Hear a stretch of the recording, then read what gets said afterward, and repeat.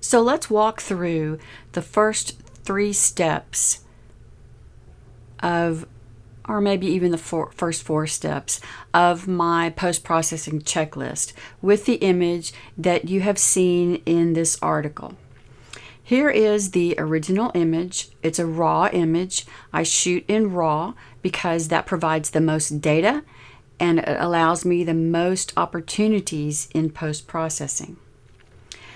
First on my list is crop and straighten. And I can see here the horizon is not really straight. I could just go ahead and skip over it, but I'll straighten it up slightly and be done with it. I'm not sure how I want to crop this. There's too much of the wall, but I want to wait because I'm not quite sure how I might crop it. I have something in mind, but that's going to wait. The next step is to correct for any lens aberration or distortion. Now, when I was shooting with my Canon DSLRs, this was a very important step. And in Lightroom, it's under lens corrections.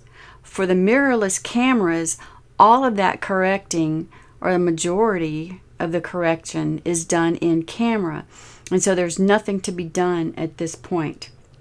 I could, if I wanted to, use the manual settings, and if I saw any halos or if I wanted to get rid of any chromatic aberration, I could. But as I said, with the mirrorless camera, there's not that much to do. The third step is to set the color, tone, or temperature, or the white balance, and that's where I'm going to spend most of my time right now on this image, working in this basic area in Lightroom Classic, because even with whatever monitor you happen to be using, I'm sure you can tell the colors are not quite right. With digital images, it's easy to get your color balance off. I don't bother to change my white balance in the camera. I don't want the camera really making those decisions for me, so I just leave it as natural. My Panasonic, my G9 camera, seems to give a warm hue to everything, but this was taken with my Olympus. So I do know that I need to do something with the colors. I usually use auto. That's my first step, is I click the auto tone button and I let Lightroom make its decisions. And you can see it's already a marked improvement over what the original was. And you can look down in with the little sliders and you can see what Lightroom has done. Okay, it's reduced highlights, bumped up shadows, bumped up whites, taken down some of the blacks, it's added a little vibrance, and the temperature, it's cooled off the temperature quite a bit.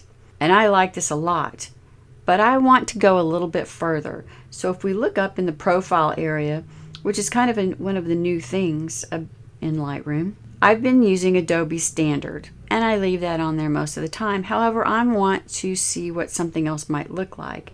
And so as I go through here, I can choose these different profiles. They're not presets. Presets are something different, but these are profiles. And I have found that I am partial to the Adobe Landscape profile. So I'm going to select that, and you can see it has warmed up the image and brought back what I feel like are some of the details in that wall. So I like this, and I'm going to leave it like that.